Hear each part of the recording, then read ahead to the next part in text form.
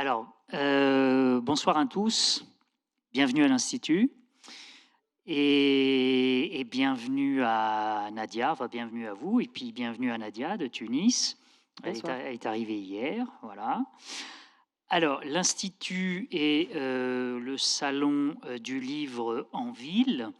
Donc, vous avez les dates juste ici au-dessus de nous, du 21 au 24 octobre. Donc, ça s'est ouvert aujourd'hui, c'est bien ça. C'est à Genève.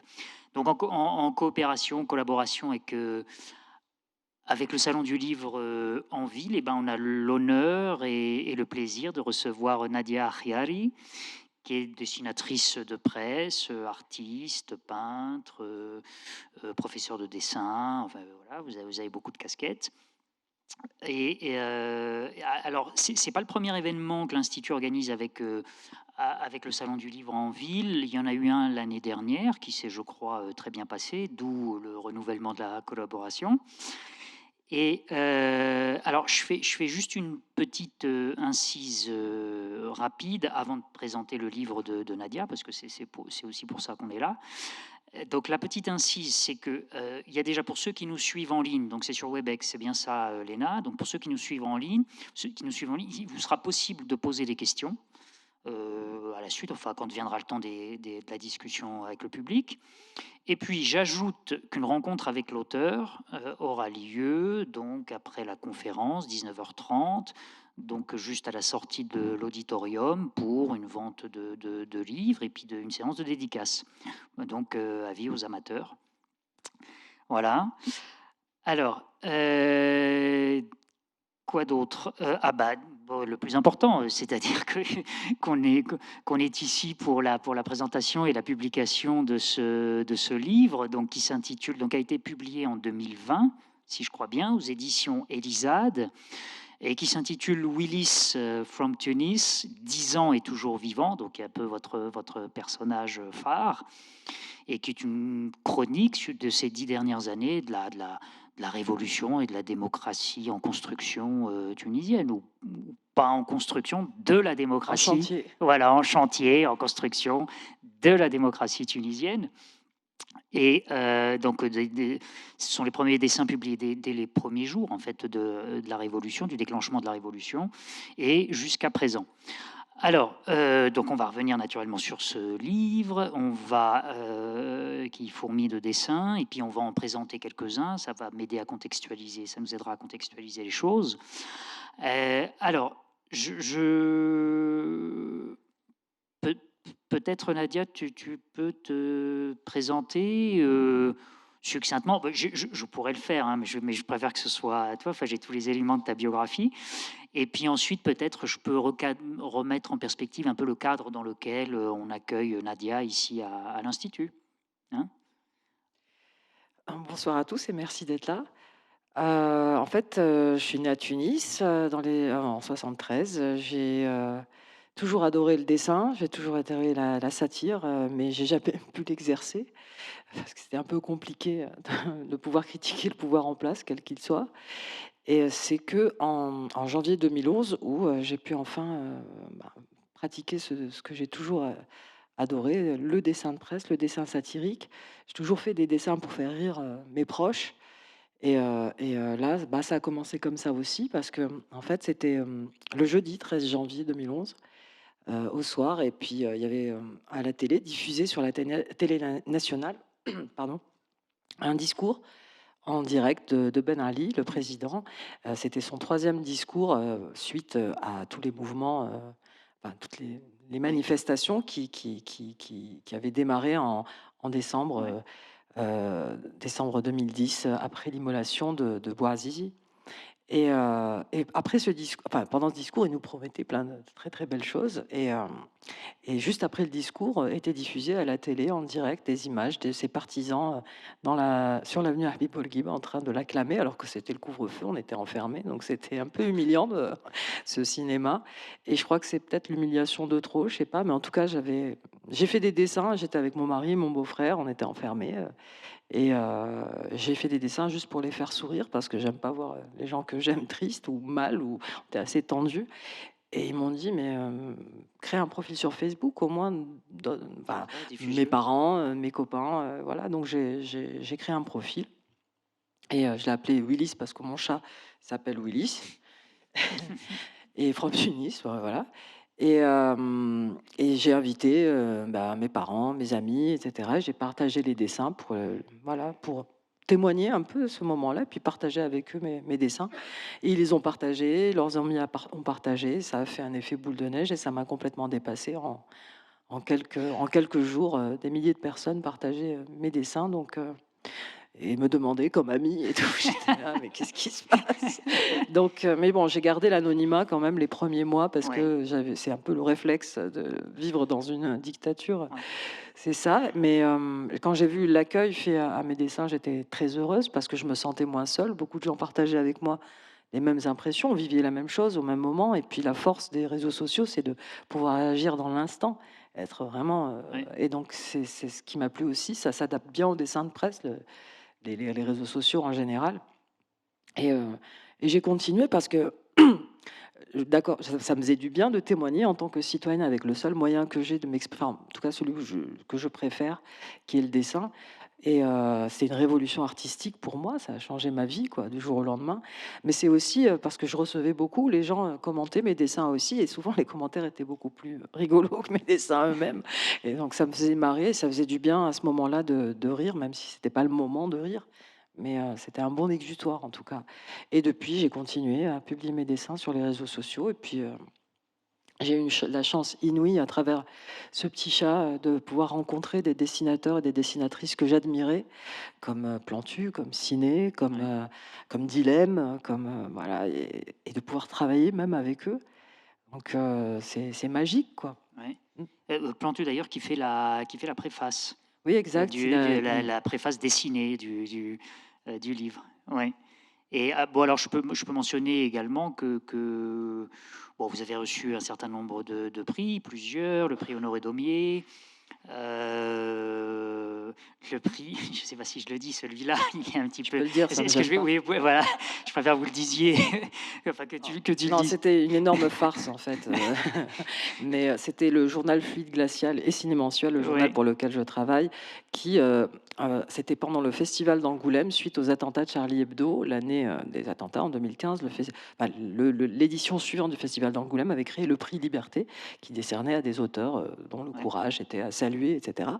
Mais le prix n'a duré qu'1 an et ils ont prétexté que en fait, ils ont laissé tomber le prix parce que ça mettait en danger les auteurs. Donc on était là, c'est un peu bon Bah oui. et donc Ciné Mensuel et Fluide Glacial, ils ont dit: «Oh bah, on va créer nous un prix pour remplacer, on va faire le festival off, off, off» Oui, c'est ça.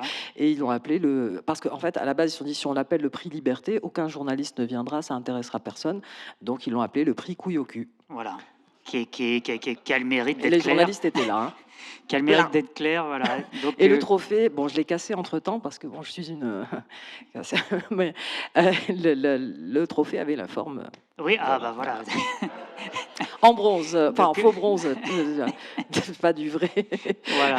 Donc je préfère que ce soit toi qui le dise, La mais la classe. alors bon, évidemment, il y a d'autres livres parus, donc celui-ci est le dernier, hein, je ne me trompe pas. Et puis à part ça, en 2012, toujours aux éditions Elisade. Ah oui, non, ça c'est un autre. Ça c'était paru à Beyrouth. Donc Willis from Tunis en langue arabe en 2012. Ah tiens, bonne question. C'est en français la plupart du temps ou Oui. je veux dire les slogans ou les Mmh, commentaires enfin dans les bulles, les la plupart du dialogues. temps, c'est en français. Je me sens plus à D'accord. l'aise pour le faire, mais des fois, je fais des blagues, avec après c'est l'humour reste, «tunisien» entre Oui, oui, guillemets, quoi, oui, mais des fois, j'insère, oui, du tunisien et après, ça dépend aussi. Des fois, je fais des dessins uniquement en arabe parce que pour des campagnes de ouais, sensibilisation, j'utilise uniquement le derja, quoi, oui, le oui, dialecte, c'est enfin, ça, le le dialecte, tunisien. dialecte Ouais. tunisien. Ouais, ouais. Je suis pas comme le président spécialiste en arabe, Ah littéraire. oui, alors ben, il devrait parler en dialecte puisqu'on ne comprend pas grand-chose à ce qu'il raconte en Oui, arabe mais en même temps, classique. Ben Ali, son dernier discours avant qu'il dégage, il était en dialecte, donc peut-être que Oui, je vais une fois qu'on comprend ce qu'ils disent, ouais, effectivement. Et d'ailleurs, son dernier discours à Ben Ali, c'était un petit peu «Je vous ai compris» et que vous reprenez dans un des dessins. Alors bon, je fais encore une toute petite dernière incise, un tout petit peu sérieuse, pour dire que cette initiative, enfin le cadre dans lequel Nadia ici est invitée, c'est en gros dans le cadre d'une initiative qui a été lancée par ici à l'Institut, qui s'intitule Art et Culture. Bon, alors ça porte bien son nom, puisque le but d'inscrire finalement ici à l'Institut l'art et la culture, donc dans un institut universitaire de formation, d'enseignement, etc., mais qui est un institut qui est quand même inscrit, dont l'action est quand même inscrite dans la cité, qui n'est pas insensible à ce qui se passe dans le monde.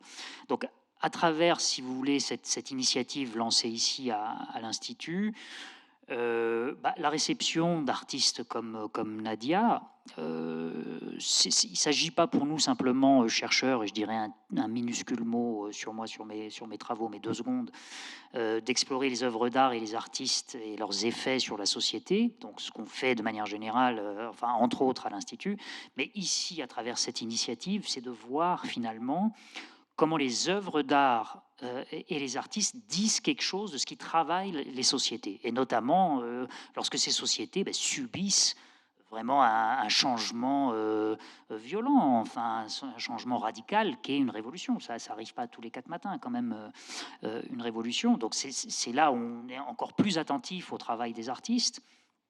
Et finalement, c'est de voir aussi à travers pardon, le travail de Nadia, la manière dont c'est dit, dont ce regard sur le réel est dit, c'est-à-dire la manière frappante, drôle, incisive, grinçante, provocatrice, et également de voir comment, enfin pour nous chercheurs, mais pour les gens en général, ça frappe les sens, ça touche, ça suscite des émotions. Donc c'est un médium différent que celui que nous, on utilise dans la recherche.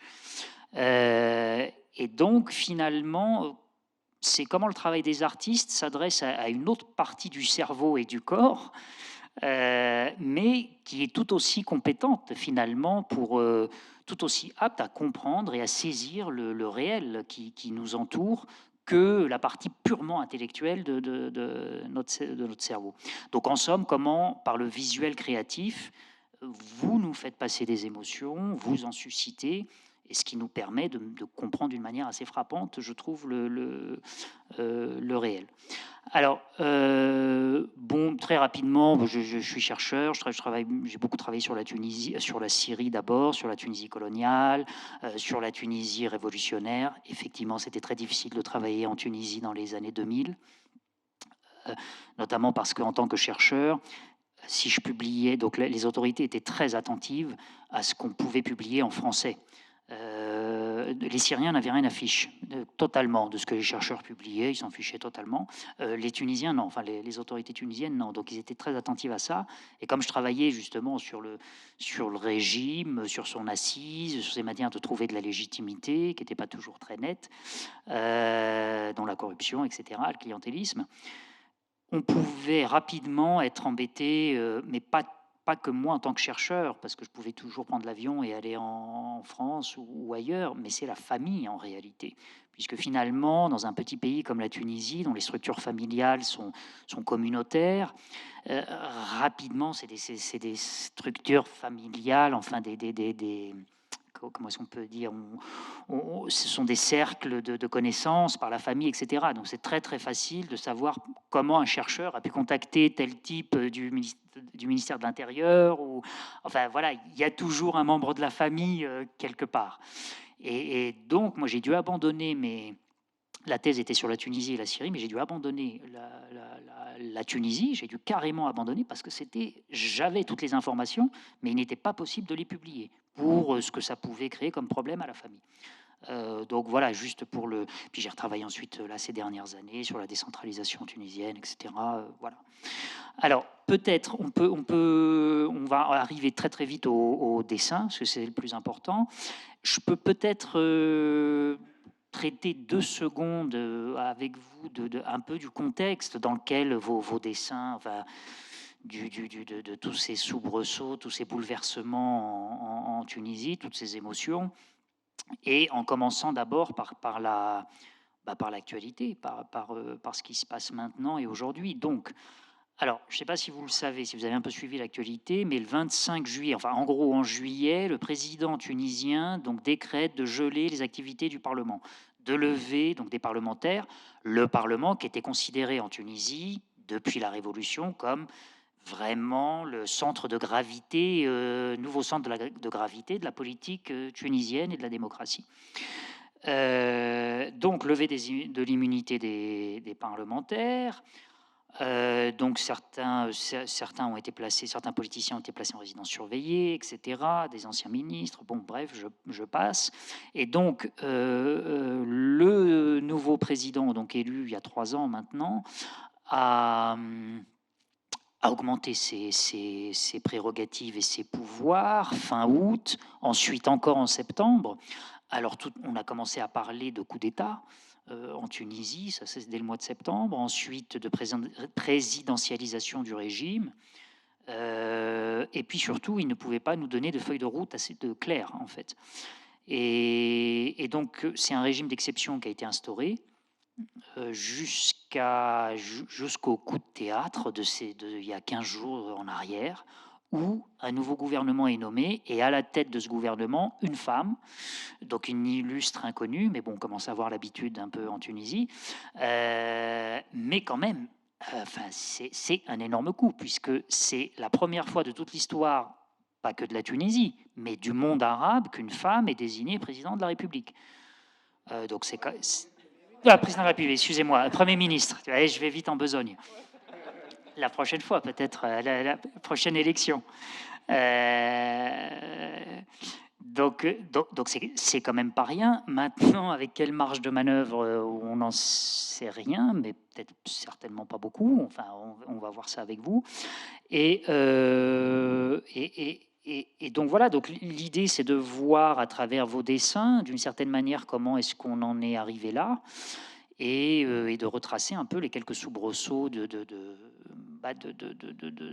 la révolution tunisienne depuis 2011, avec certains faits quand même saillants, l'élection quand même d'une constituante. À ma connaissance, il y en a 2 au monde, je crois. Donc c'est la constituante de la Révolution française, et puis là, la constituante de la Révolution tunisienne. C'est quand même assez... Du point de vue démocratique, on peut difficilement faire mieux, quoi. Et puis, bon, ensuite, le tournant de 2013, les assassinats politiques, on passe à pas grand-chose d'une guerre civile, ça les gens ont oublié, mais c'était très réel. Et puis, crise économique, difficultés, voilà, la menace islamiste, etc. etc. Voilà, et puis alors moi, il y a 2 axes qui m'intéressent moi plus particulièrement, mais ensuite on ouvrira à la salle pour les questions. C'est d'abord l'aspect démocratie, et puis évidemment, tant qu'on vous a sous la main, liberté d'expression. Donc ça, c'est le premier axe vraiment qui m'intéresse. Et puis le second axe, c'est disons, là, c'est peut-être plus personnel, ce sera des questions plus personnelles. C'est comment, finalement, chez vous, l'art, c'est une manière civique, civile, citoyenne de s'exprimer en réalité. Et qu'est-ce qui vous a poussé à vous engager? Bon, vous l'avez déjà un peu dit. Puis, en bref, le rôle de l'art et de l'artiste dans la Tunisie démocratique. Donc voilà. Alors, on peut peut-être commencer par, parce que l'heure tourne, par regarder vos dessins. Peut-être. Alors, je commence par le début, mais qui est en réalité la fin. Alors, c'est où? Ah, voilà. Alors, attends, non, ça, est-ce que c'est le... Oh oui, ouais, alors ça, c'est peut-être le dernier, non? C'est par la fin, j'ai commencé par la fin? Ah oui, c'est le premier. Alors, donc, voilà la tête que vous avez fait au président. Alors effectivement, la solution à tous nos problèmes. Alors, je ne sais pas, peut-être vous pouvez nous dire un mot simplement du contexte. Alors ça, c'est plutôt l'époque où, quand il est arrivé au pouvoir, quand il est devenu président, on a eu régulièrement des images du président en train de prendre dans ses bras des miséreux, des jeunes, etc. Il faisait des bisous à tout le monde, quoi. Et donc voilà, et bon, c'était bien joli, quoi, mais on voulait un peu plus de concret parce que bon, j'avais l'impression qu'il était encore en campagne électorale. Il fallait lui dire: «Oh, c'est fini là, Ouais. hein, faut se mettre au boulot et puis, donc bon, mais ça fait partie du personnage, donc j'ai joué sur ça, aussi en me disant: «Bon, bah, finalement, la seule solution, c'est les bisous». C'est Ouais. sympa, je préfère les bisous à la matraque, hein, ça c'est sûr, mais et oui, je le fais, quand je le dessine assez rigide, quoi, plein d'angles droits, même la queue, elle Oui, est c'est ça, tic, même tic, la tic. queue est à Ouais, ouais, ouais. voilà, ouais, pour le Et pour, puis et puis avec ses costumes verts, enfin ouais, c'est c'est voilà, il est assez impassible, ouais. et bon, donc voilà, je voulais juste enfin, c'est une manière de se moquer gentiment, quoi, sans forcément, et de montrer, bah, qu'il fait pas énormément de choses, à part ça. Bah, c'est vrai qu'au départ, on se demandait, Mmh. ce qui se passait réellement, en fait. Alors, autant ça a été un peu le triomphe quand il a été élu, parce que si mes souvenirs sont bons au niveau sociologique, il s'est avéré que c'était des femmes, Oui, qu'il y avait ouais. une proportion importante de femmes qu'il avait élues. Donc voilà, mais c'est vrai qu'il y avait beaucoup d'attentes et puis il a été assez, absent, il se cachait un petit peu, Mais en même temps, bon, moi, quand j'ai vu qu'il était enfin, qu'il est arrivé et il est devenu président, moi, c'est quand même assez rassurant. Mmh. Et puis en même temps, c'est vraiment une énorme claque donnée à toute la classe politique, depuis, toutes ces années. Ouais, Parce que, bon, il y a eu déjà, bon, il y avait pas mal d'abstentionnisme au niveau du vote, mais il a raflé quand même, énormément de voix, ouais. et tous ceux qui faisaient de la politique, ben, on se sont ramassés, quoi. Oui, oui. Donc ça, c'était rassurant parce que de voir que de la part des gens que stop, et Ouais, c'était un message quand même assez clair envoyé aux politiques pour leur dire: «Bah, maintenant, il va falloir changer». Si ouais. Malheureusement, ce n'était pas le cas. Ils ont continué, sur leur lancée, Oui, effectivement, je pense normalement, notamment à l'ancien premier ministre, en fait, enfin, qui était en poste, lequel? voilà, au moment où il y a les élections. Enfin, il terminait son mandat, là, le premier ministre, là, le nom me vient pas tout de suite, mais qui était assez jeune, très, Chahed, Youssef oui, voilà, Chahed, voilà, voilà. voilà, Mmh. qui était très proche des chancelleries occidentales, etc., bien formé, un peu technocrate, et dont on pensait qu'il allait rafler la mise. Mais Ouais, mais c'était une période super chaotique aussi, ouais, parce que les élections étaient anticipées suite au décès de Béji Raïd et Sebsi. effectivement, Donc et puis les menaces de effectivement, coup d'État à ce moment-là, enfin, ouais. C'est ça. c'était compliqué Ouais, comme période de période. flottement et donc c'est vrai que ce président arrive à un moment vraiment de période et il a un profil plutôt rassurant. Alors un petit mot juste à la salle pour dire que, donc il est juriste, constitutionnaliste et puis en Tunisie, il faut savoir que les profs de droit constitutionnel sont vraiment hyper respectés. En Tunisie, c'est encore une spécialité qui même est enfin les Tunisiens sont très connus dans le monde arabe pour cette spécialité de droit constitutionnel. Donc, c'est vraiment des gens qui ont un profil, qui ont un côté un peu prestige, voilà, académique, posé, qui connaissent bien l'histoire de la Tunisie. Bah, voilà, c'était ça Et puis il passait beaucoup à la télévision, c'était un expert ouais, justement en constitution, et donc il passait régulièrement pour, commenter justement ce qui se passait au niveau de l'Assemblée avant même qu'il ouais, devienne, président. ouais, Donc la télé, là, quand même, voilà, grâce à la ouais. télé, il était connu, et il avait déjà son surnom de Robocop, Oui, par c'est rapport ça, à parce qu'il n'est pas très photogénique quand même. c'est spécial, mais mais mais c'est surtout, voilà, sa diction et puis sa manière de parler, et cetera, assez, je saurais même pas le décrire, c'est assez, robotique, oui, Hmm, oui, peut-être, et oui, il avait une bonne image, et puis c'est quelqu'un qui a aussi, parcouru toute la Tunisie. Il a fait sa caravane pendant les ouais. élections, il a pas je veux dire, Oui, il a vraiment il est fait vraiment dans campagne. l'antithèse du bling bling, de Oui, ce qu'il y avait en face, donc c'est oui, ça aussi, je crois, qui a touché, les gens, et effectivement, ça faisait une sorte d'équilibre par ouais, rapport à ce qui se passait à l'Assemblée. Mais dès le départ, moi, je me disais: «Mais comment est-ce que», donc Kais Saied, qui est quand même, contre le système, semi-parlementaire qu'on avait, ouais, et Ennahda qui est complètement contre, ouais, comment ils vont faire pour s'entendre? Ça va ouais, péter à un moment donné, ouais, et ben voilà. ouais, ouais, effectivement. Bah, avec lui à la manœuvre désormais. Alors peut-être qu'on peut regarder un second, dessin si ah oui, bah, c'est moi en fait pourquoi on? Je. Alors, bon voilà, celui-là me plaisait aussi, bah, c'était par rapport à la continuité quoi. C'est-à-dire qu'on était dans cette chronique, mais en un instantané de 10 ans, en 3 dessins quoi. Alors, Ouais.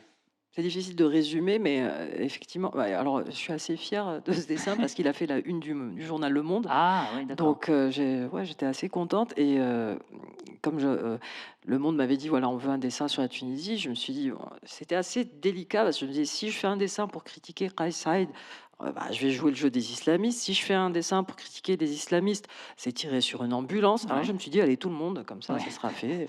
Et voilà, et c'est en référence à Coluche aussi, quand il parle de la dictature, c'est ferme ta gueule et une ouais, démocratie, c'est cause toujours. Et puis ouais, j'ai ouais, enchaîné sur, voilà, le côté un peu populiste, quoi, ouais, oui, en fait, on n'a jamais notre mot à dire, quoi, tout oui. simplement. Oui, oui, et donc bon, les Tunisiens pouvaient la voir à travers le parlement, mais bon, vu maintenant qu'il est gelé, enfin dont l'activité est gelée, effectivement, ça devient Non, on assez l'avait pas au difficile. parlement, hein.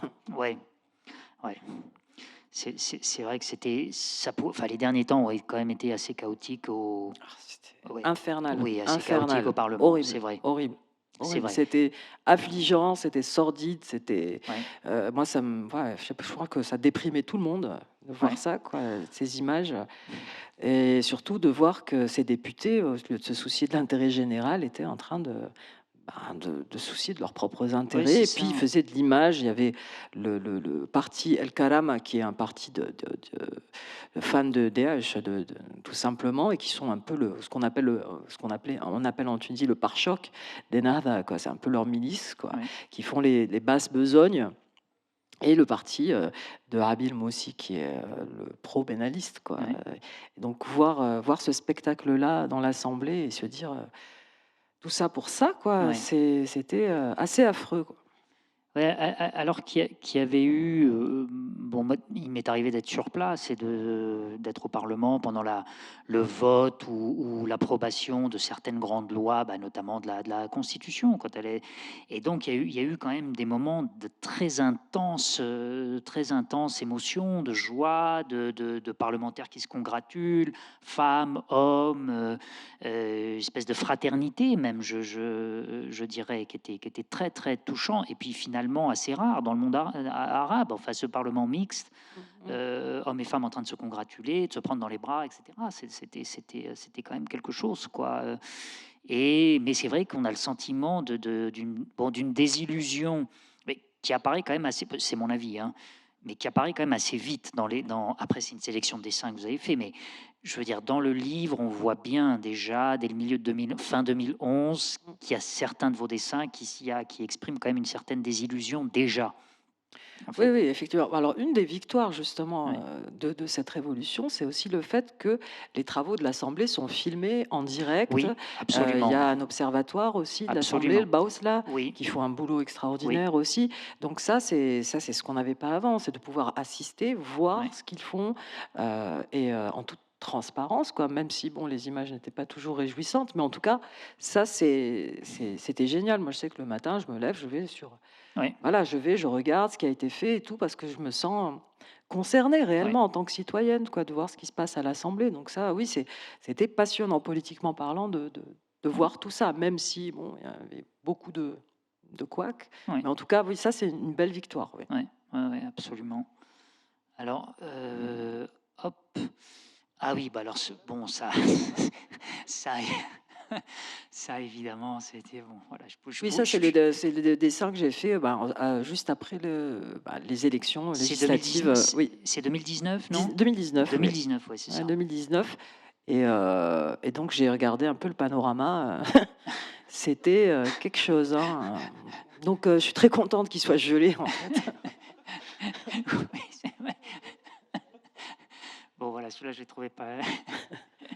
Et encore, j'avais pas Et assez de puis, place pour tous les. voilà. Alors celui-là, c'est leur chef ou Non, non, lui, il est content de dire, bah, voilà, l'opportunisme nous réunit tous. Au moins, il y a une unité à ce niveau-là, quoi. Au moins ça.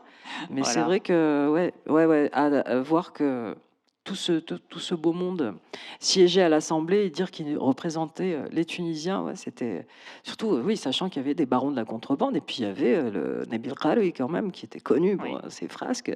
oui, Je veux oui, dire, oui. c'était des gens qu'on connaissait et on savait déjà que il y avait de gros soucis. Et puis, même quelques mois plus tard, la Cour des comptes en Tunisie a quand même révélé qu'il y avait les campagnes électorales, que ce soit de Nahda ou de Qalb Tounes, le parti de Nabil Karoui, ont été financées par des pays étrangers et que Oui. c'était interdit par la loi électorale. Donc, mais bon, ils continuaient quand même à se pavaner et à nous parler de légitimité des urnes, quoi. Ouais. Ouais, effectivement.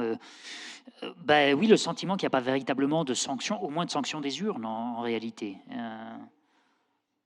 Alors, ensuite, ah oui, donc ça c'est oui, alors voilà. Alors bon, ce dessin m'intéressait spécifiquement parce que ça illustrait évidemment le contexte économique finalement qu'on peut pas, je veux dire qu'on peut pas ignorer au quotidien. Et d'ailleurs, à un moment, je crois est-ce qu'il n'y a pas un dessin où qui disent est-ce que la démocratie ça se mange? Enfin, je me souviens plus pour dire. Enfin, il y a un dessin dans le livre qui finalement joue sur le fait que bah oui, les libertés publiques c'est très important, etc. Mais à un moment, quand il n'y a plus assez à manger, bon, On a voilà. du mal à réfléchir quand on a faim, ouais. Et effectivement. Et bon, voilà. Oui, non, là, ça effectivement, on a la situation actuelle, économiquement parlant, c'est gravissime.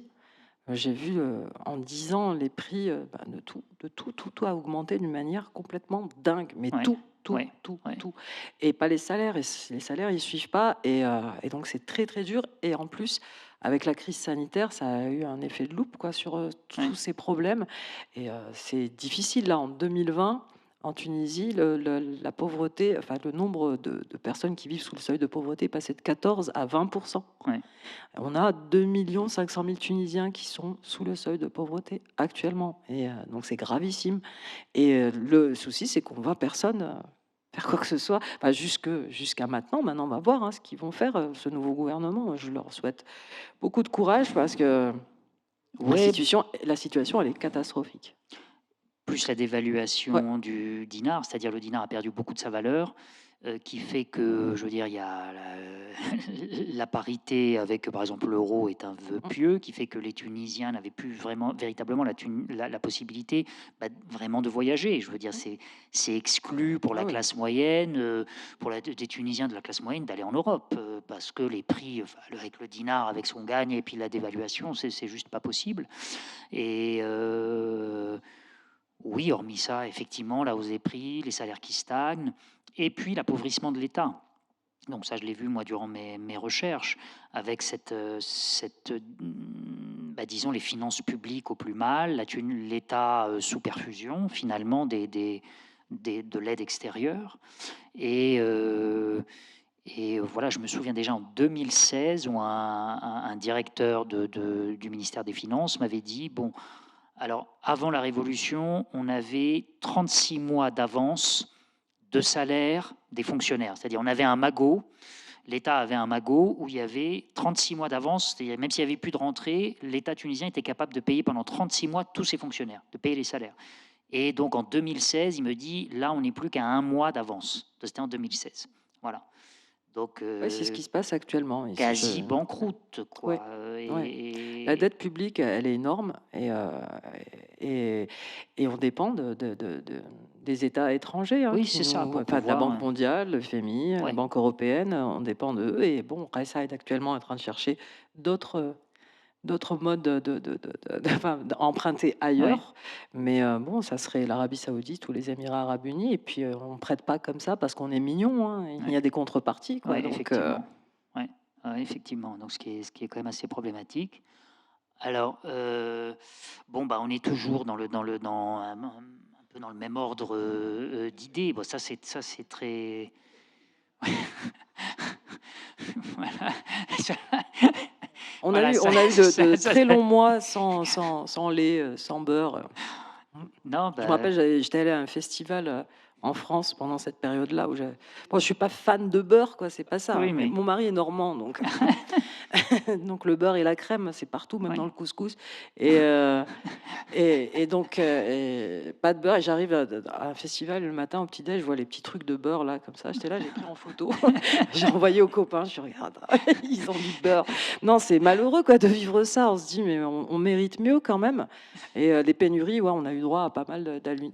d'aliments, et voilà. Et bon, évidemment, ça tombe bien, pas de fric, ça, c'est ça, c'est vraiment génial. Mais c'était vraiment ça. Alors, même si je me souviens quand même, donc lorsque j'étais enfant, ça arrivait quand même, mais ça durait pas plus d'un jour ou deux. Où je me souviens, on m'envoyait chez l'épicier, et puis l'épicier me dit non, non, on a une coupure, on a une Marteau. pénurie, voilà, à Marteau, donc on a une pénurie de lait. Alors, c'était souvent les produits laitiers, Oui, oui. souvent d'ailleurs, lait et beurre. Mmh. C'est pour ça que j'étais immédiatement rigolé quand j'ai vu ça. Ça m'a remis 30 ans. Oh, ouais, je suis assez vieux déjà. 30 ans en arrière. J'ai vraiment revécu cette scène de la pénurie, mais Mmh. là, beaucoup plus systématique. Oui, oui, là, c'est systématique et puis c'est pas que des pénuries, c'est aussi là, par exemple, actuellement, à Sfax, ils ont eu, là, ça fait plusieurs, jours, si ce n'est semaines enfin jours en tout cas des coupures d'eau et ils viennent d'avoir des coupures Ah oui, d'électricité oui, oui. et Bah, en ça, plus, ce qui n'était pas le les cas. déchets s'accumulent de partout parce qu'il y a une grève Ouais, des éboueurs donc la ville, elle est presque, ouais, sinistre. Enfin, ouais, c'est gravissime d'en ouais, arriver, ouais. là, aujourd'hui. C'est quand même la deuxième grande ville de Tunisie et se retrouver comme ça, Ouais, ouais. c'est affligeant, quoi. Et puis, enfin, poumon économique, là, c'est la vraie ville économique de la Tunisie, quoi, en plus. Donc, non, effectivement. Alors, bah, celui-là aussi, il se passe presque de commentaires. Alors, sur On cette liberté s'exprime, quoi. d'expression, justement, qui était un des deux axes que je voulais évoquer avec vous. Oui, en fait, c'est une phrase de Orwell, je crois, que j'avais lue, qui disait qui voyait l'avenir comme, une énorme botte écrasant un visage à l'infini. Enfin, Ouais, je et donc ça m'a donné, ouais, cette idée de dessin en me disant: «Oui, bon, maintenant on a la liberté d'expression, mais c'est vrai que souvent on exprime notre douleur, notre ouais, souffrance». Moi, je l'exprime, j'essaye d'en rire. C'est toujours ouais, mieux d'en rire, quoi, donc malgré tout, je continue à rire et les Tunisiens en général, oui. ouais. Malgré tout, on a de l'humour, voilà, la politesse du désespoir, quoi. Oui, oui, oui, oui. Non, non, effectivement, je me souviens aussi de quelques scènes chez les marchands de glace où un type faisait la queue devant moi. Donc le marchand, donc il lui tend, il lui demande une glace. Ou non, c'était les beignets. C'était les beignets, donc à Sidi Bou Saïd, voilà. Puis il lui tend. Et puis il lui dit, ah bah non, c'est 20 centimes, ou enfin, c'est 30 centimes de plus. Ah, il lui dit, excuse-moi, je suis venu qu'avant-hier. Enfin, en gros, tous les 3 jours, tu ajoutes 30 centimes, quoi, au prix. Et Ouais, c'est comme au café, ouais. quoi, quand le prix du café qui change et tout, je leur dis: «Mais vous suivez le cours de la bourse du café?» Je comprends pas, ça change comme ça, bon, mais bon. Ah, alors justement, moi j'avais une question spécifiquement par rapport à ça. Enfin, bon là, on pense plus à la répression, parce qu'à un moment donné, enfin, dans les débuts, il se passe peut-être 2 ou 3 ans où il fallait vraiment chercher la police dans les rues au tout début, où la police se met en retrait, les commissariats sont vides, Oui, effectivement, ouais. et puis alors que là, notamment dernièrement, pendant la période du Covid, on a eu des événements graves, c'est-à-dire, enfin, il y a eu des événements, des affrontements avec la police dont on avait perdu l'habitude en Tunisie depuis quelques années et qui sont venus, qui nous ont fait repenser à ce que les Tunisiens pouvaient vivre dans les années 2000, par exemple. Ouais, c'est vrai que en 2011, en tout cas, dans les premiers temps, la police faisait le dos rond. Enfin, ils Ouais, rasaient les murs quand ouais, même, ouais, hein, ouais, parce ouais. que et j'avais fait un dessin d'ailleurs, c'était avant la Révolution, on voit un citoyen, un policier et avant la Révolution, le citoyen dit: «Il y a un policier qui me regarde, je vais avoir des problèmes» et après les révolutions, c'est le policier qui dit: «Il y a un citoyen qui me regarde, je vais avoir des problèmes». Ouais, ouais, Donc effectivement, ouais, ouais. Ouais, ouais, et il y c'était. a même une anecdote où, en fait, juste après, enfin, en janvier, février, j'avais un groupe de copains qui faisaient du graffiti, j'en faisais aussi et on s'était dit: «On va aller dans toutes les maisons, de la famille de Ben Ali, des Trabelsi, de la belle famille et tout», bah, qu'ils avaient abandonnées, Mhm. parce qu'ils ont fui, chacun quelque part et les maisons étaient, donc, à la disposition de la population qui les ont pillées entièrement, Ouais. du sol au Mhm. plafond, le marbre au sol, tout était enlevé, mais les gens visitaient ces palais incroyables, enfin, on voyait où l'argent du peuple Oui, c'est partait pour ça, est des trucs vendu là. très moches et très Mhm. mauvais goût, mais bon et donc on s'est dit: «On va faire les tours de ces maisons-là, on va refaire la déco et on va faire passer des messages politiques là-bas». Donc se retrouver dans le salon, de ces personnes-là et de graffer, donc c'était génial et un jour, on est parti graffer très, très tôt. On y allait en cachette quand même parce que c'était pas des Ouais. maisons, hein. Il y avait certaines qui étaient assez protégées quand même On y allait très tôt et puis on était partis, on a laissé juste 2 copains graffeurs pour qu'ils terminent et en rentrant, ils nous ont raconté, en fait, ils étaient en train de faire leur graffiti et là, 2 policiers sont arrivés, avec, les trucs de lacrymo, en leur disant: «Ouais, qu'est-ce que vous faites là?» machin et eux, ils ont dit: «Mais, on fait du graffiti». Il fait: «Mais le propriétaire, il est au courant?» Je dis: «Bah, il est en Arabie Saoudite, il était là» et après quand ils ont réalisé, ils leur ont dit: «Bon, bah, écoutez, voilà nos numéros de téléphone, si quelqu'un vient vous embêter, vous nous appelez». J'étais là: «Bon, bah, ils Ah ont bah oui, changé, ils ont ça a bien changé». changé en Tunisie, oui. Mais après, à partir de 2012, c'est les vieilles habitudes, sont revenues et déjà, pendant les manifestations, déjà à ce Oui, moment-là, elles étaient réprimées d'une manière assez violente. Je me souviens d'une manif pour, la commémoration des martyrs du 9 avril, heu où on avait manifesté, où la police, nous avait vraiment, oui, ouais, chargé, bien ouais, chargés et aidés par, des islamistes armés de gourdins et donc ça a ouais, été assez, horrible et puis bon, il y en a eu d'autres, hein, des manifs qui ont été réprimés, ouais. violemment donc ça n'a fait qu'aller, crescendo de toute façon. Non, non, oui, c'est ça. Alors que bon, je veux dire, un des motifs de la révolution, c'était justement, enfin, un des États qui a permis ça, cette révolution, c'est que le contexte, c'était que l'État tunisien était délégitimé par les pratiques des forces de l'ordre, par les pratiques de la police. Et voilà, donc finalement, ça. En fait, il n'y a jamais eu tout à fait d'entre-deux, quoi. C'est soit la répression, soit plus de police du tout, avec des commissariats brûlés. Voilà.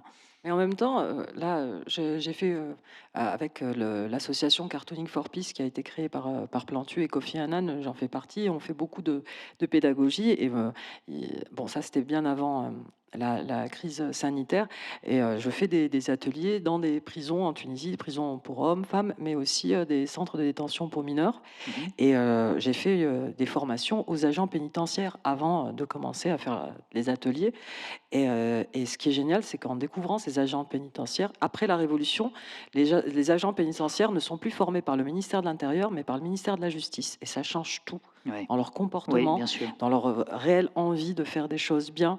Et donc ouais, les jeunes, en tout cas recrutés, sont super. Mmh. Donc il y a des espoirs qui naissent grâce à certaines choses, et ben, il y a d'autres. Ouais, ouais, Donc on est toujours partagé. Moi, j'essaie toujours de voir les bonnes choses et d'essayer d'être constructive et d'essayer de faire, quand je trouve des gens motivés, ben, je fonce, quoi, j'y vais. ouais, Mais la police, malheureusement, aujourd'hui, a les mêmes habitudes qu'à l'époque, avec le bac chiche et avec voilà, ouais, quoi, le racket, quoi, tout simplement. ouais, ouais. Non, mais c'est vrai qu'effectivement, ça, disons, cette répression spectaculaire nous empêche parfois de voir ce travail de fond qui est fait, notamment là, dans l'administration pénitentiaire, quoi.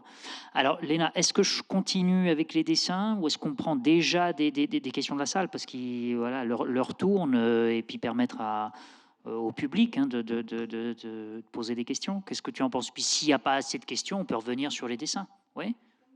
Ouais, Ah, quelques dessins? Bon, bah, t'as aucun problème. Écoutez, c'est le public qui décide. Ah oui, bah, c'est le dernier, celui-ci. Alors, Alors, ah, voilà, alors ça, c'est pas mal. Il faut quand même qu'on y passe un peu de temps sur celui-ci.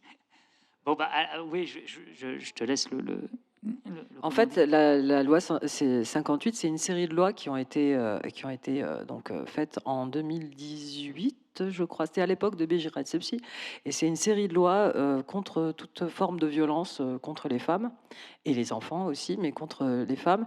Et ces lois sont géniales, vraiment. Malheureusement, elles ne sont pas appliquées, Ouais. mais dans le texte, c'est super parce que ça protège les femmes contre tout type de violence, qu'elles soient physiques, mais aussi morales et économiques. Mhm. Aussi, par rapport au salaire, par rapport, à l'emploi, par rapport et donc il y a encore du travail pour qu'elle soit appliquée dans la réalité, mais même, le harcèlement, de rue est puni, l'image stéréotypée, des femmes, à la télévision et dans les médias est punie aussi. Enfin, c'est vraiment assez complet comme texte et c'est une première aussi, dans le monde arabe Oui, complet. et à cette époque-là, Quand les lois sont sorties, c'est, je ne sais plus quelle association féministe voulait faire une campagne de sensibilisation justement autour de ces lois pour que les gens connaissent. C'est bien qu'il y ait des lois, mais il faut les connaître pour pouvoir se défendre. Et donc on a fait avec d'autres dessinateurs comme Z, qui est un dessinateur tunisien. Il y a Delog aussi, Nidal Ralieni, il y avait Taufik Amran. En tout cas, oui, pas mal de dessinateurs et chacun a abordé un des aspects de ces lois. Et on a fait des ateliers dans les écoles, on est parti vraiment dans les zones rurales pour aller un peu partout, quoi, pour parler, parce que ça défend aussi les droits de l'enfant. Oui. Donc on voulait que les enfants soient conscients de leurs droits. Et donc j'ai fait ce dessin par rapport aux violences économiques. Et la baguette, le pain, c'est Bien sûr, un c'est vraiment le symbole symbole. en Tunisie assez important, non Oui, seulement par rapport aux émeutes du pain de oui, 83, mais aussi oui, même par la suite. Le pain revient dans les manifestations. Souvent, les gens brandissent une baguette pour dire voilà, c'est une révolution pour se nourrir, quoi, oui, aussi. C'est un symbole très fort, le pain. Et, et comme en Tunisie, actuellement, encore aujourd'hui, la femme n'hérite pas l'égal de l'homme, la femme hérite une part. oui, Donc c'est un sujet à énorme polémique, énorme débat. Et donc j'ai voulu faire ce dessin pour montrer clairement que c'est une violence économique, oui. le fait de ne pas être égal de l'homme, quoi. Oui, ça l'exprime parfaitement bien. Et c'est vrai que ça s'était focalisé sur cette question de Mmh. l'héritage, finalement.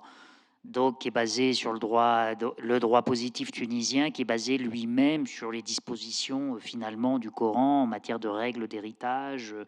Et puis ce décalage, finalement, en Tunisie de plus en plus croissant entre, finalement, une société qui évolue, où le statut de la femme s'élève, et donc cette contradiction avec des lois, notamment concernant l'héritage, qui sont, bah, qui sont plus congruentes avec l'évolution sociétale, en fait, tunisienne. Et non, ce qui est pardon. Même si, même si on avait le sentiment, alors je ne sais pas si ça avait été manipulé ça, que ils interrogeaient, ils faisaient des sondages auprès des femmes, qu'elles n'étaient pas complètement, c'est-à-dire qu'elles n'appuyaient pas complètement la réforme. Alors, est-ce que les sondages étaient manipulés? Est-ce qu'on pourrait Ouais, mais bon, expliquer si ça? on sonde les gens par rapport à la peine de mort, il y en a beaucoup qui sont pour, hein, Ouais, donc effectivement. Ouais, ouais, effectivement. des fois, les lois font aussi avancer les mentalités, Oui, donc il faut peut-être, oui, bon, après, si, dans des familles, les personnes veulent donner à leurs enfants des parts égales, ils peuvent très bien le faire, c'est pas oui, interdit. oui, Donc il y a quand même la possibilité de pouvoir, le faire de son vivant oui. et de pouvoir donner équitablement, les parts d'héritage. Donc là, à l'heure actuelle, les décrets d'application ne sont pas sortis, c'est ça, et donc c'est toujours pas, enfin la loi existe, mais elle est pas entrée complètement en vigueur, elle n'est pas complètement appliquée, c'est ça? Oui, mais c'est ça aussi, on a pas mal de circulaires qui datent des années 70 comme ça, par rapport même à la vente d'alcool le vendredi, pendant le Oui, mois de Ramadan, par rapport aussi, bon maintenant ça ce n'est plus le cas, mais une, Tunisienne ne pouvait pas épouser un non-musulman, il fallait qu'il se convertisse pour oui, pouvoir, l'épouser. Maintenant ça y est, ça n'existe plus, même si certains maires veulent continuer à l'appliquer, comme le maire, du CRAM, qui est de Naba, oui, Layouni, donc qui lui, bon, c'est son truc, mais oui. quand il a annoncé que non, il continuerait à appliquer cette loi comme quoi, il fallait se convertir, le maire, de l'Ariana, lui, il a dit: «Ben, ceux qui veulent se marier, sans être convertis, bah, c'est gratuit». Donc ils se sont fait un peu, donc bon, il y a un équilibre, il y a un Voilà. Alors, bah, je sais pas, peut-être on peut continuer de parler des dessins, à l'infini, mais, bah, alors, a priori, c'était le dernier, qu'on avait sélectionné, mais alors je sais pas, peut-être que des gens dans la salle veulent poser des questions, ou, voilà, sinon on peut continuer encore de parler. Bon, c'est vrai qu'il y en a, alors j'ai fait mon pivot, hein, donc ah oui, c'est j'avais joli, bravo. sélectionné quand même quelques dessins, notamment celui avec le Père Noël. Donc le Père Noël de cette année, voilà, avec sa figure un peu, Oui, sa ouais, figure tiens, ouais, d'islamiste. ouais. Alors oui, je fais des salafistes aussi. Oui, oui, déjà la piste. Alors, est-ce que j'en avais sélectionné? Bon, il y en a. Ah oui, ça c'était pas mal aussi. Bon, c'était toujours dans ce côté, je le prononce pas, mais là vous méritez bien d'avoir reçu ce prix COC, que je prononce pas. Vous le méritez bien, puisqu'il y a donc il y a ce dessin sur la, ici sur la droite. Donc, le type dit l'excision est une opération de chirurgie esthétique. Et puis, donc, elle lui répond l'ablation des testicules aussi. Donc... C'est pas beau. Mais non, j'ai fait ce dessin suite à un des faucons de Nada qui avait dit ça en direct à la télé, quoi. Et très fièrement en disant que l'excision était une opération de chirurgie esthétique. C'est affligeant d'entendre ça. Donc, comment on peut répondre d'une manière... enfin, c'est violent d'entendre ça, donc on peut répondre que violemment, en essayant d'avoir un peu d'humour, mais... Après, mais bon, justement par rapport à ce fameux prix, moi j'avais prévenu mes parents avant que j'allais le recevoir parce que je me suis dit, ouais, et ma grand-mère aussi, j'aurais dit, bon alors vous allez découvrir des images assez spéciales de moi bientôt. Et on était en train de manger, ma mère qui se tourne, elle me fait, oh, de toute façon on est habitué à tes conneries. Donc bon, c'est passé, quoi, c'est passé assez facilement. Mais... au départ, oui, quand j'ai commencé à dessiner, comme j'étais anonyme, on me prenait pour un homme, justement, à cause de cet humour un peu grossier. Oui. Et donc, non, je suis... Voilà. J'ai le droit. Oui, alors ça, bon, je ne résiste pas aussi à ces deux-là. Donc, il y a le ministère de la Femme qui est finalement, enfin, qui a été barré et complémentaire de l'homme. Et donc, alors, je décris aussi le deuxième dessin. Puis là, alors, c'est les élections sont reportées à juin 2013. Ça m'avait marqué parce qu'effectivement, il était toujours question de report et d'encore pendant la Constituante et de report à l'infini. Et donc, alors moi, j'aime beaucoup justement, ils sont toujours assez autosuffisants et contents d'eux-mêmes. Alors, patron, un petit coussin pour vous asseoir. Merci, on est bien. Et donc, ils s'assoient évidemment sur la démocratie, enfin les pieds sur la démocratie. Et donc oui, alors justement, est-ce que vous pouvez revenir là sur ce... Alors ça, sur le complémentaire de l'homme, ça, je crois que c'était un des... Une des propositions, enfin une proposition de Nada par rapport à la... Parce que, en fait, l'Assemblée élue en 2011 devait rédiger en un an la nouvelle Constitution. Oui, ils ont mis 3 ans. Ouais, le mandat, et c'était très très long. Et les débats étaient sans fin. Et pour l'article concernant l'égalité homme-femme, Nada avait proposé de mettre que la femme était la complémentaire de l'homme. Et donc ça s'est pas passé du tout, du tout. Moi, je suis pas l'appendice de qui que ce soit. Et pour rattraper un peu, il disait oui, mais l'homme il est complémentaire aussi de la femme. Non, ça passe pas. Donc beaucoup de femmes sont sorties dans la rue. C'était pour le 13 août, le jour de l'anniversaire du Code du statut personnel. Oui. Et 1956, je crois, non? Oui, c'était dans la foulée de l'indépendance. Il me semble, le Code de statut personnel, c'est 1956. Et donc, qui donne des droits, à la femme, qui est le premier dans le monde arabe, qui donne, parce qu'il y a d'autres codes du statut personnel, notamment en Syrie, mais il y a pas qui ne donne pas spécifiquement de droits à la femme. Oui, c'était l'abolition de la polygamie. Depuis 52, l'abolition de la polygamie? Non, j'ai pas entendu. En Tunisie? En Égypte? Oui. Ah, d'accord, ok, je savais pas. Et ça, c'est quoi? C'est dans le code dans le code civil égyptien, d'accord. Ouais. Oui. Oui, écoutez, je vous remercie pour votre courage dans un pays arabe où on sait que la dictature est très forte. Moi, je suis égyptien moi-même, et puis je sais que c'est très difficile. La révolution est facile à faire parce que les gens en ont marre et puis ça saute. Mais comme nous n'avons pas une éducation politique, nous n'avons pas une organisation politique, j'admire votre optimisme. Moi, personnellement, je suis très pessimiste. Parce que si je vois ce qui s'est passé après votre magnifique révolution, qui a eu un effet sur tout le monde arabe, on voit aujourd'hui le résultat. C'est vraiment un retour en arrière à 300%. Oui, mais en même temps, moi, déjà dès 2011, je savais que ça allait pas être comme ça, comme par magie, on allait devenir des démocrates et que ça allait être, on serait la Suisse du Maghreb. Mais je savais que ça allait prendre une génération de toute façon, minimum. Et moi, je compte sur les jeunes qui sont nés après 2011 et qui n'ont jamais connu de ce système dans la tête là, de la dictature, de ce flic qu'on a dans la tête. Et peut-être c'est eux qui vont construire les choses plus tard. Je ne sais pas. En fait, comme je l'ai dit tout à l'heure, dès que je vois des gens motivés qui y croient, ben je travaille avec eux et j'essaie de faire un maximum de choses. C'est l'éducation avant tout. Pour moi, c'est l'éducation avant tout. Je fais un maximum d'ateliers, de rencontres avec des jeunes et tout, parce que c'est là où il faut planter des graines de révolution peut-être. Et voilà, on compte sur eux, quoi. Mais c'est vrai qu'actuellement, oui, c'est très difficile d'être optimiste. Ouais. Moi, je vois aussi, il y a la répression très dure partout. Et puis, il y a la complicité de l'Europe aussi. Quand on reçoit Sisi, on lui donne la croix d'honneur de je sais pas quoi, c'est vraiment, c'est grave. C'est grave. On ne se rend pas compte de la responsabilité de l'Europe par rapport au monde arabe. C'est vraiment horrible. Moi, je ne comprends pas. Il y a la dame aussi qui voulait intervenir. Bonsoir, Bonsoir. Nadia. Moi, j'aurais voulu savoir, vous évoquiez tout à l'heure vos initiatives très louables dans le milieu carcéral. Et j'aurais voulu savoir si vos ateliers, si vous investissiez justement les établissements scolaires en Tunisie. Est-ce que vous l'avez déjà fait? Comment ont été accueillis vos dessins?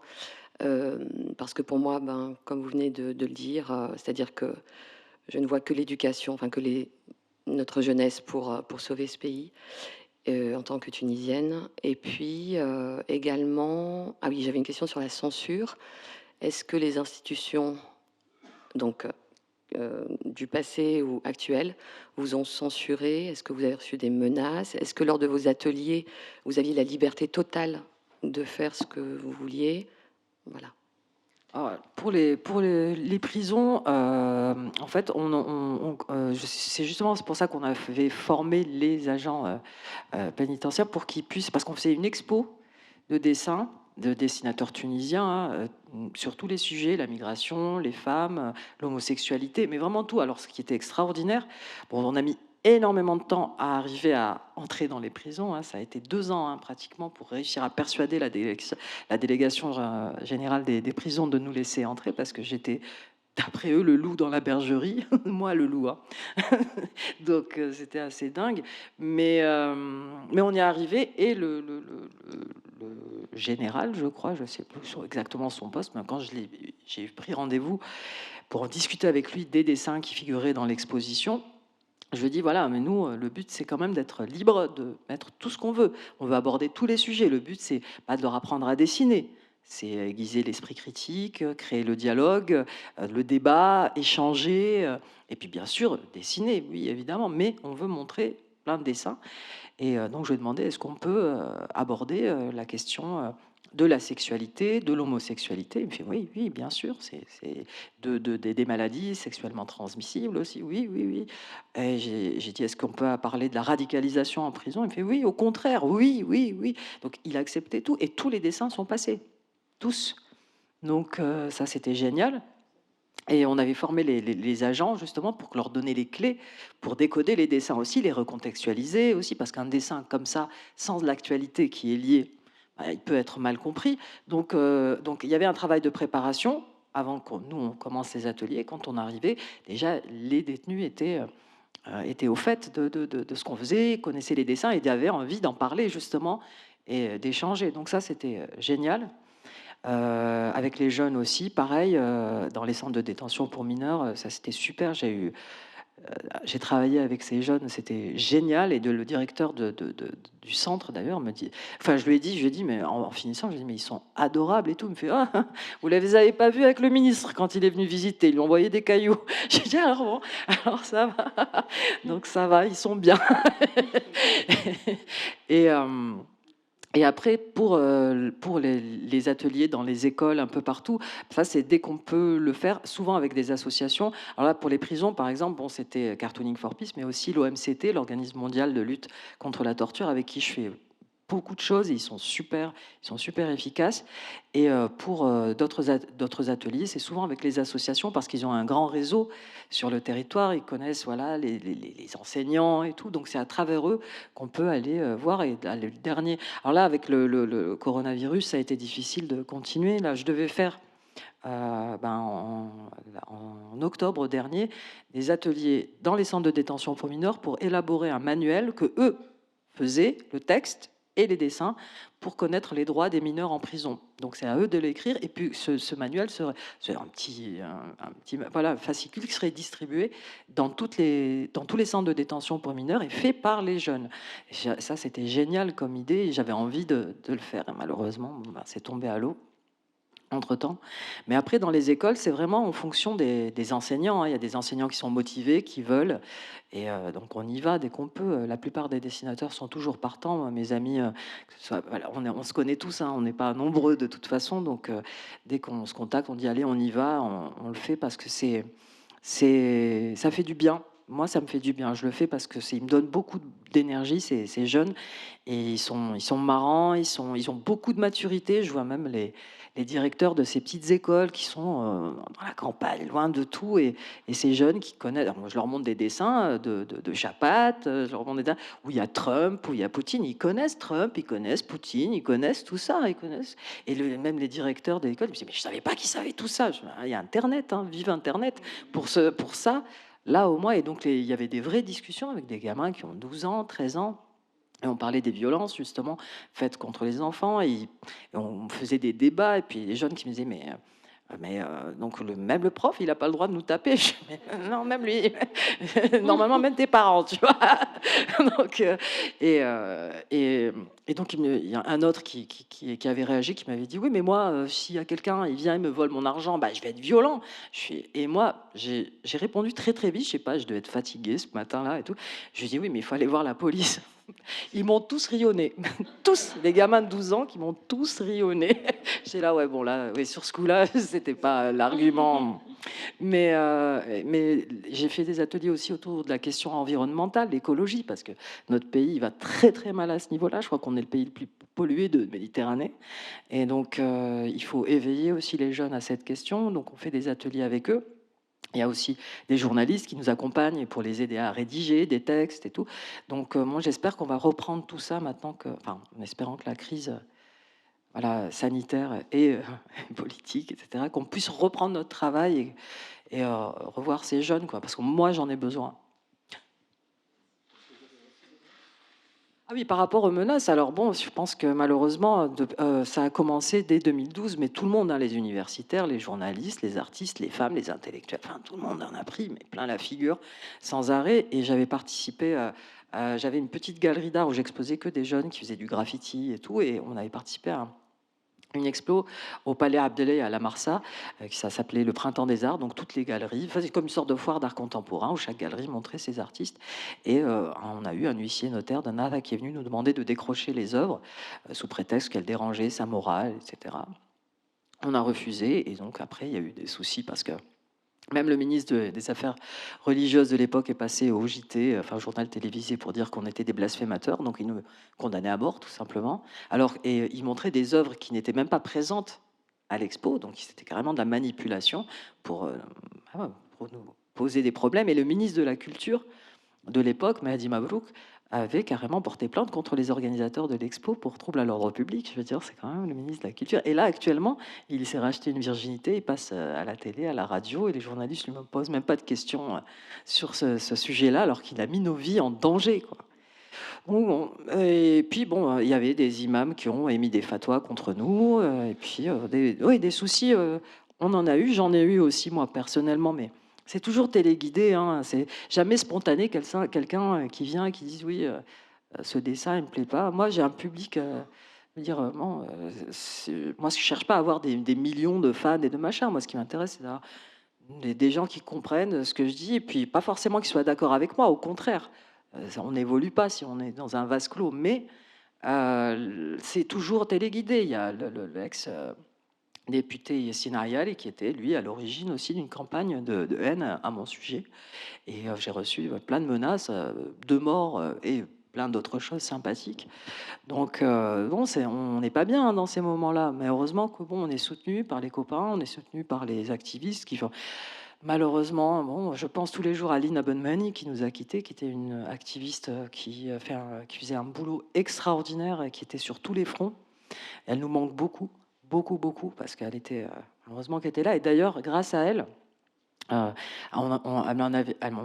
en avait parlé, elle m'avait dit dans les prisons, parce qu'elle allait dans les prisons justement, à faire des rencontres, et elle avait vu que les bibliothèques des prisons, il y avait, la bibliothèque tenait dans une étagère avec que des livres de radicalisation, enfin des livres assez de religieux et tout. Et elle m'avait dit, il faut qu'on fasse quelque chose, il faut que les bibliothèques soient plus fournies. C'est aussi, voilà, l'éducation, c'est là aussi.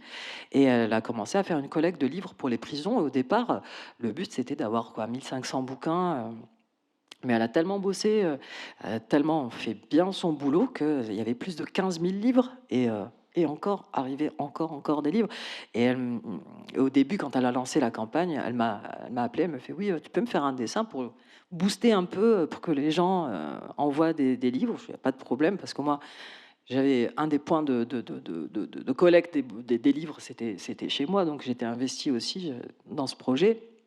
Et donc j'ai fait un dessin où il y a des chats prisonniers qui reçoivent donc ces livres, et il y a des Marie-Claire et des trucs, et comment manger vegan et sans gluten, ils sont là, mais il y a même pas Papillon. Et ben, j'ai publié le dessin, mais dans les jours qui ont suivi, on a reçu 3 papillons et plein de bouquins et tout, donc c'était génial, et elle a fait énormément de choses, cette femme, et voilà. Et heureusement, bon, il y a d'autres activistes aussi, mais c'est grâce à eux que, voilà, on se sent pas seul et on est épaulé, et puis on continue, quoi.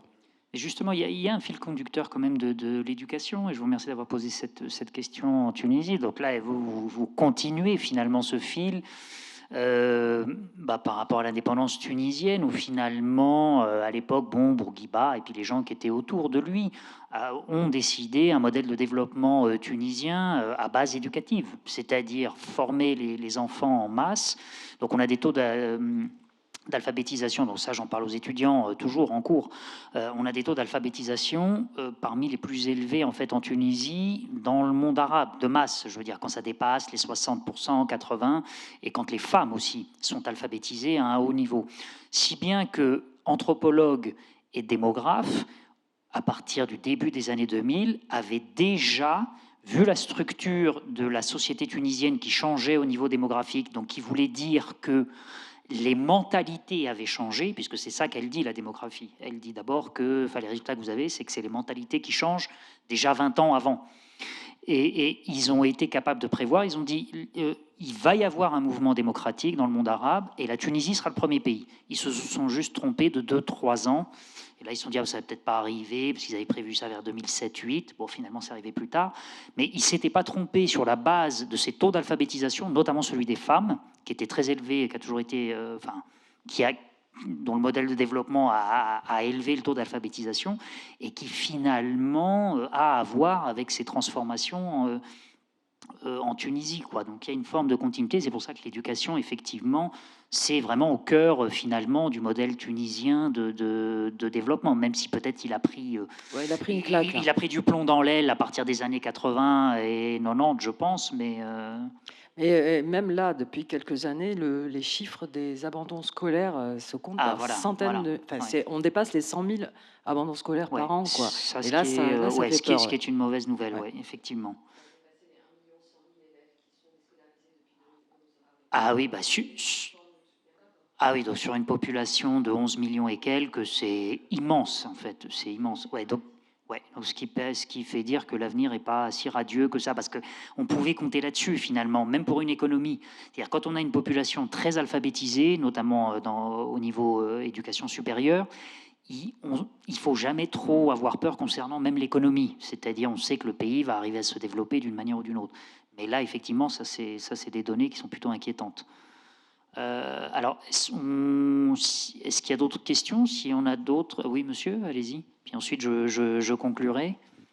Oui, rebonsoir. Je voulais savoir par rapport à votre signature.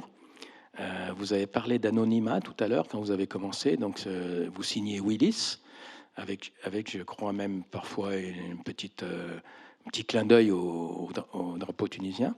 Est-ce que vous gardez toujours cette signature parce que c'est un pseudo ou toujours pour des raisons d'anonymat, et pourquoi vous signeriez pas aujourd'hui avec votre vrai nom? Moi, en fait, je garde Willis parce que c'est le nom du chat, enfin du chat, des chats. Enfin, il n'y a pas vraiment un seul chat, il y en a plein. Mais oui, oui, je pourrais le changer, c'est vrai. Oh non, non, je garde pas l'anonymat du tout. Hein. Maintenant, bon, ma tête. Oui, oui, non, ça y est, c'est fini. Non, non, on connaît. Bon, en tout cas, moi, je sais qu'on connaît plus mon chat que moi, et ça m'arrange beaucoup. Voilà. Alors, s'il n'y a pas d'autres questions, bon, d'abord, j'ai plusieurs remerciements à faire. Donc, d'abord, salve d'applaudissements quand même pour Nadia Khali. Bravo.